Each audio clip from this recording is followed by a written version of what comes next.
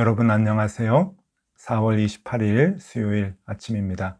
하나님께서 우리에게 참 좋은 날 주셨는데 오늘도 말씀 보며 하루를 시작하도록 하겠습니다. 오늘은 출애굽기 20장 1절에서 17절까지 말씀입니다.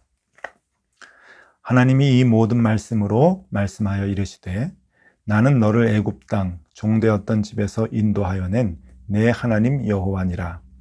너는 나 외에는 다른 신들을 내게 두지 말라.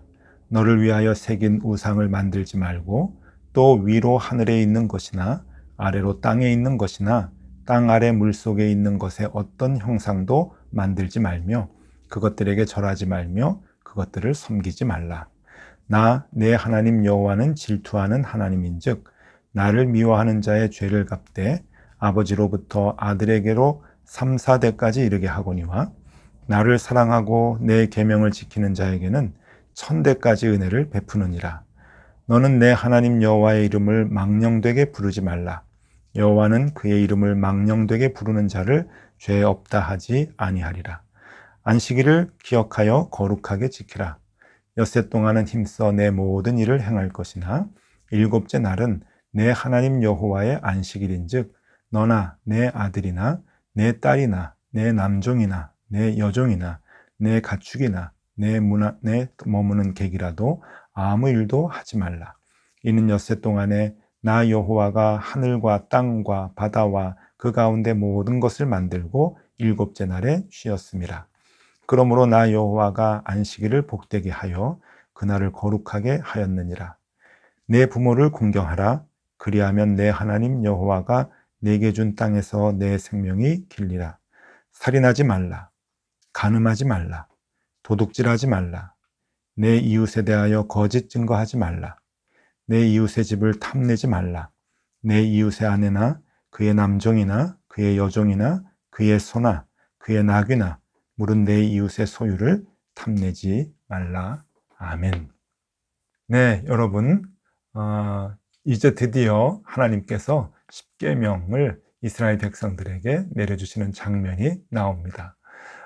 모세가 시내산에 올라가서 하늘에서 내려오신 하나님께서 말씀해 주시는 이 10가지 계명을 이제 듣고 그것을 이스라엘 백성들에게 전하게 되는 내용입니다. 오늘은 십계명 내용이지만 이제 앞으로 출애굽기 이제 쭉 뒷부분에 보면은 아주 자세한 생활의 율법까지 하나님께서 자세하게 가르쳐 주고 계시는데 오늘은 가장 중요한 율법 중에 율법인 또 율법의 가장 중심에 있는 또 율법의 정신이라고 할 수 있는 십계명에 대해서 우리에게 말씀을 해주고 있습니다. 한 가지 좀 안타까운 것은요, 이 하나하나 정말 깊이 생각해 봐야 하는 계명들인데 오늘 이 본문에 전체가 다 나와버려 가지고 이것을 우리가 다 다룰 수가 없다는 것입니다.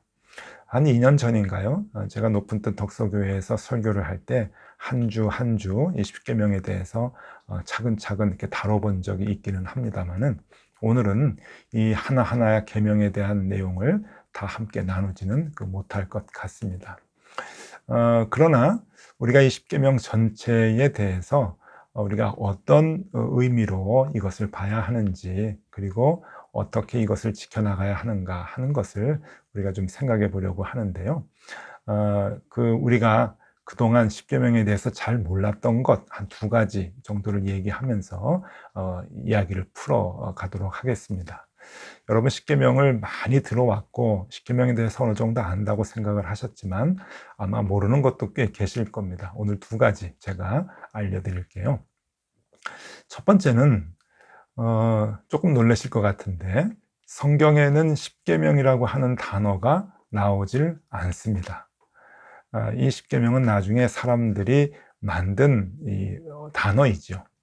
그러니까 히브리어 성경에는 십계명이라고 하는 말이 나오지 않는데 다른 언어로 번역이 되면서 10가지 계명이라고 하는 의미의 십계명이라고 하는 말을 이제 넣게 됩니다. 그러면은 원래 이 히브리 성경에는 이 구약 성경이 히브리어로 써 있는데 히브리 성경에는 이 표현을 뭐라고 하고 있는가 하면은요, 이 십계명을 아세렛 하 드바림이라고 이제 말합니다. 아세렛이라고 하는 것은 이제 10개라고 하는 뜻이고, 하 드바림이라고 하는 것은 그 말씀이라고 하는 이제 그런 뜻이 되겠어요. 그러니까 우리말로 직역을 하면은 10마디 말씀이라고 하는 뜻이 됩니다. 그러니까 하나님께서 말씀하셨는데 10마디 말씀을 하셨다라고 이제 그렇게 성경에서는 써주고 있어요. 이것을 이제 나중에 이제 십계명이라고 이제 그 단어를 만들어서 사용하게 되는데, 우리가 갖고 있는 우리말 성경, 그러니까 개역개정 성경도 보면은 십계명이라고 하는 단어가 3번밖에 나오질 않습니다. 출애굽기에 1번 나오고 신명기에 2번 나오는데, 한 예를 이제 들어보면은 이렇습니다. 신명기 10장 4절 말씀인데요. 여호와께서 그 총의 날에 산 위 불 가운데서 너희에게 이르신 십계명을 처음과 같이 이 판에 쓰시고 그것을 내게 주시기로.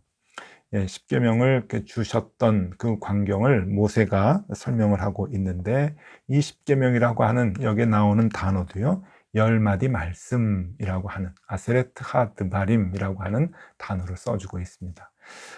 그러니까 하나님의 10마디 말씀이라고 하는 것 우리가 기억해야 합니다. 하나님께서 직접 말씀하셨다. 우리가 이 하나님의 말씀이 곧 계명이다, 율법이다라고 하는 것이 바로 이런 의미인 것이죠. 하나님의 입에서 나오는 모든 말씀은 그것 자체가 우리가 지켜나가야 하는 귀한 언약이고 계명이 되고 율법이 된다라고 하는 그러한 의미이겠죠. 여러분, 이래서 이제 10가지 하나님의 말씀이 이스라엘 백성들에게 내려지게 되고, 오늘날 우리도 이 말씀을 이제 지켜나가야 되는 것이죠. 자, 이것이 이제 첫 번째이고요. 또 두 번째, 우리가 잘 몰랐던 것이 있는데, 그것은 우리가 지금 알고 있는 십계명과 이스라엘 사람들, 즉 유대인들이 알고 있는 십계명이 조금 다르다라고 하는 것입니다. 이게 십계명은 다 똑같은 거 아닌가요? 이렇게 생각할 수 있는데 아닙니다.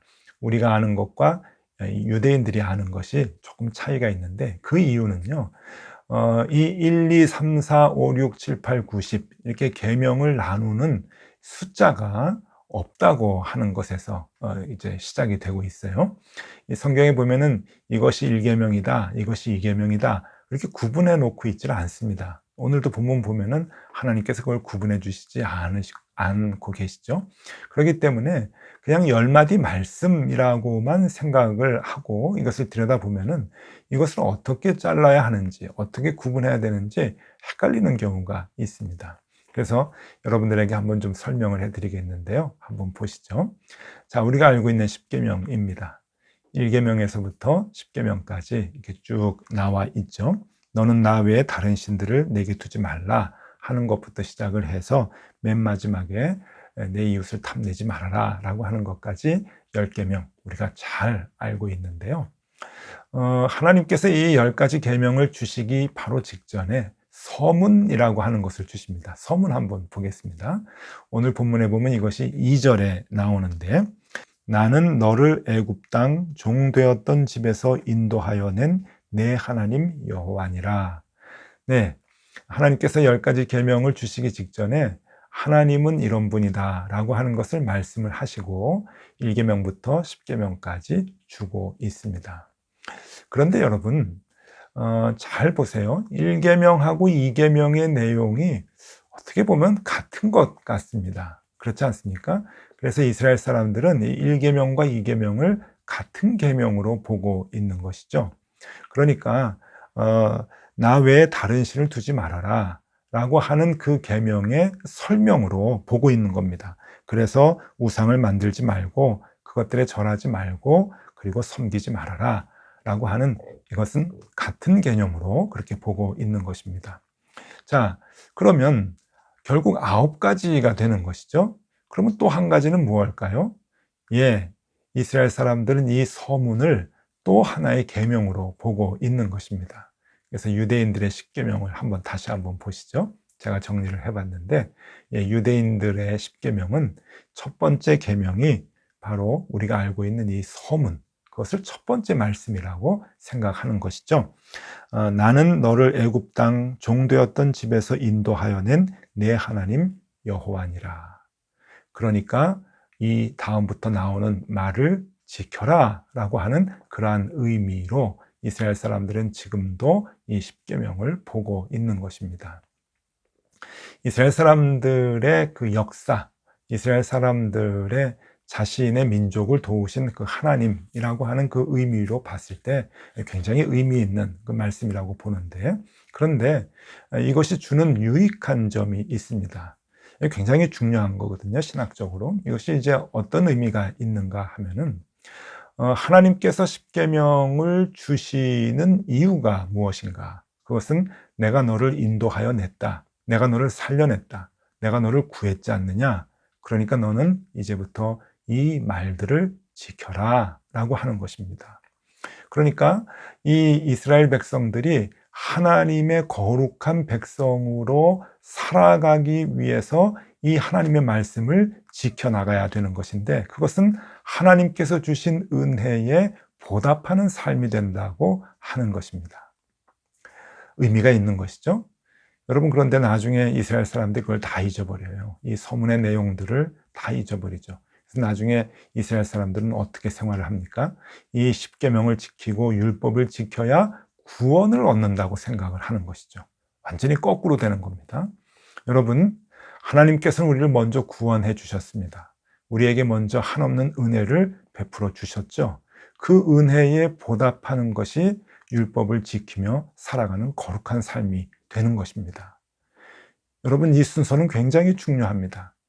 율법을 지켜야 우리가 구원을 받는다? 그것은 잘못된 생각이죠. 그 율법주의는 그래서 잘못된 신앙이라고 하는 겁니다.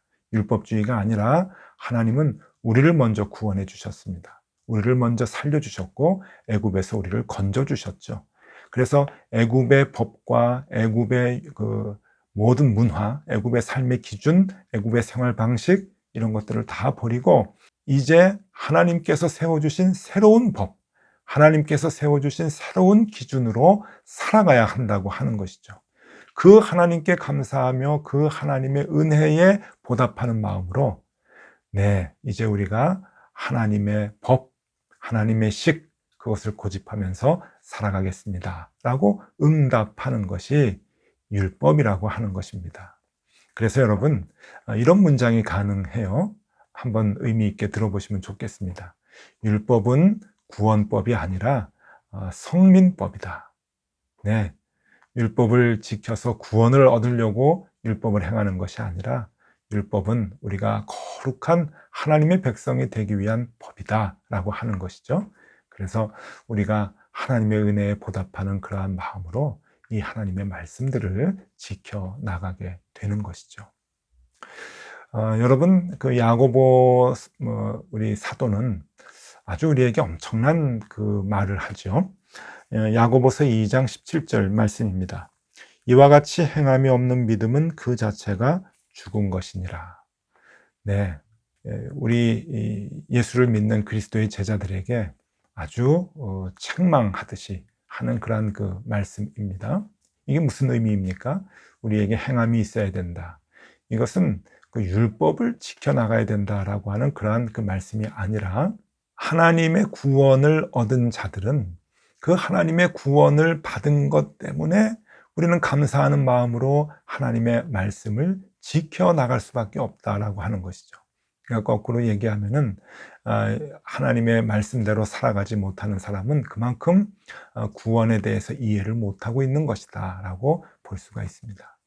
아직도 하나님의 법이 아닌 세상 사람들의 법으로, 세상 사람들의 기준으로, 세상 사람들의 세계관을 갖고 그렇게 세상 사람들이 살아가는 방법으로 살아간다고 한다면 하나님께서 우리에게 베풀어 주신 그 구원의 은혜를 체험하지도 못했을 뿐 아니라 또 그 구원에 대한 이해도 없다고 하는 것이죠.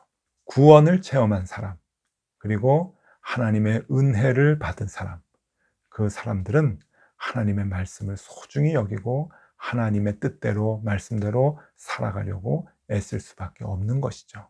여러분, 오늘은 십계명에 대해서 전체적인 것을 생각해 봤습니다. 오늘 가장 중요한 것은 순서이지요.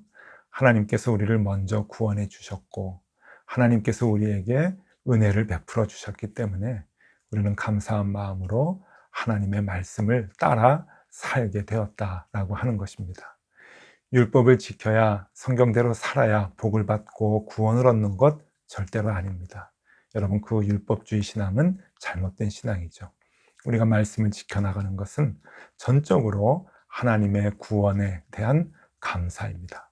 하나님의 구원에 대한 우리의 응답입니다. 우리가 구원에 대해서 깊이 감사하며 그것이 은혜라고 생각되는 것만큼 우리는 하나님의 말씀을 지키기 위해서 애써 살아가야 할 것입니다. 여러분, 오늘은 이거 하나 마음에 간직하고 살아가시면 좋겠습니다. 하나님께서 우리에게 구원을 베풀어 주셨습니다. 자, 우리는 어떻게 살아가야 할까요? 하나님께서 주신 이 모든 말씀, 그 말씀을 하나하나 지켜가기 위해서 노력하고 애쓰고 기도하면서 오늘 하루를 우리가 살아가야 할 것입니다. 그렇게 해서 우리가 거룩한 하나님의 자녀가 돼야 하겠죠. 그런 하루가 되실 수 있기를 간절히 바랍니다. 기도하겠습니다. 하나님, 우리에게 구원을 주셨습니다. 너무 감사하고 너무 기뻐서 이제 하나님의 말씀대로 살고자 우리가 응답합니다. 하나님, 우리가 주님께서 주신 이 말씀대로 살아가기를 원합니다. 힘들고 어렵지만 이 말씀 지키며 살아가게 하여 주시옵소서. 예수 그리스도 이름으로 기도드리옵나이다. 아멘. 네, 함께 기도하시겠습니다.